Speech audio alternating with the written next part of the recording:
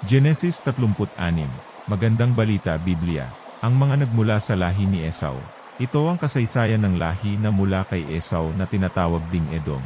Ang napangasawa niya ay mga Kananya, si Ada, anak ni Elon na Heteo, si Aholibama, anak ni Ana at apo ni Zibeon na Hivita, at si Basemat na anak naman ni Ismael at kapatid ni Nebayot.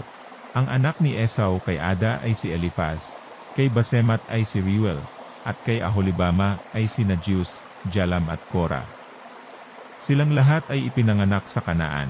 Ng ibang bayan si Esau kasama ang kanyang mga asawa, mga anak, mga tauhan, pati ang mga hayop at ang lahat ng ari-arian ay kanyang dinala. Iniwan niya si Jacob sa Kanaan, sapagkat ang lupaing ito'y hindi na sapat sa kanilang mga kawan. Sa Seir nanirahan si Esau. Ito ang kasaysayan ng lahi na mula kay Esau, ang pinagmulan ng mga Edomita sa kaburulan ng Seir. Si Elifaz, anak kay Ada, at si Reuel, kay Basemat. Ang mga anak naman ni Elifaz ay sina Teman, Omar, Zepho, Gatam at Kenaz. At si Amalek ang naging anak ni Elifaz kay Timna.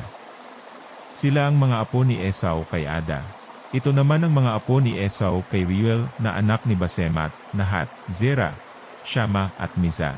Ang mga anak ni Esau kay Aholibama na anak ni Ana at apo ni Zibeon, ay sina Jeus, Jalam at Kora.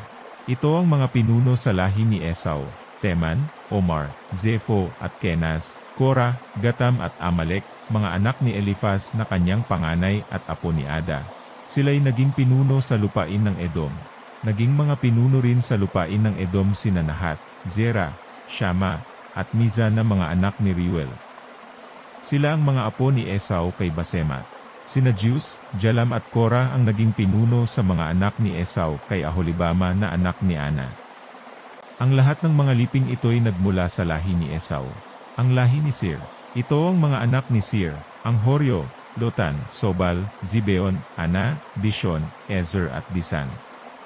Sila ang mga pinuno ng mga Horyo na unang nanirahan sa lupain ng Edom. Ang mga anak ni Lotan ay sina Hori at Heman. Si Timna ay kapatid na babae ni Lotan.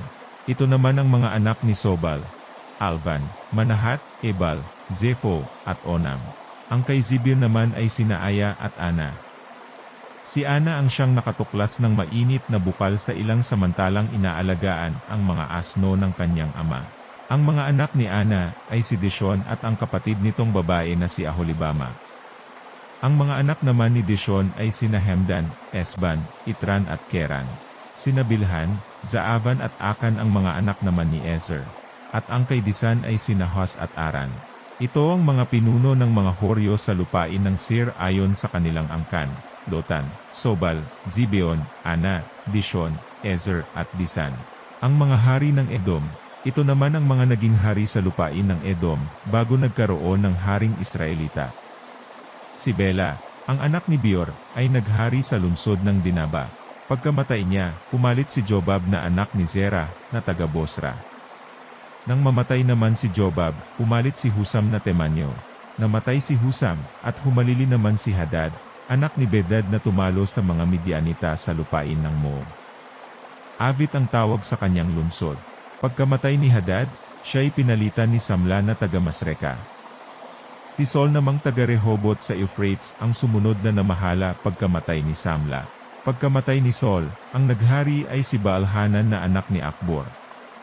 Pagkamatay ni Baal-Hanan, pumalit si Hadar. Ang pangalan ng lungsod niya ay Pau. Si Mehetabel na anak ni Matred at apo ni Mezahab ang kanyang asawa. Ito ang mga liping nagmula kay Esau ayon sa kanilang tirahan. Timna, Alva, Jetet, Aholibama, Ela, Pinon, Kenaz, Teman, Mibzar, Magdiel at Iram. Ito ang mga bansa ng Edom ayon sa kani-kanilang tirahan. Si Esau ang ninuno ng mga Edomita.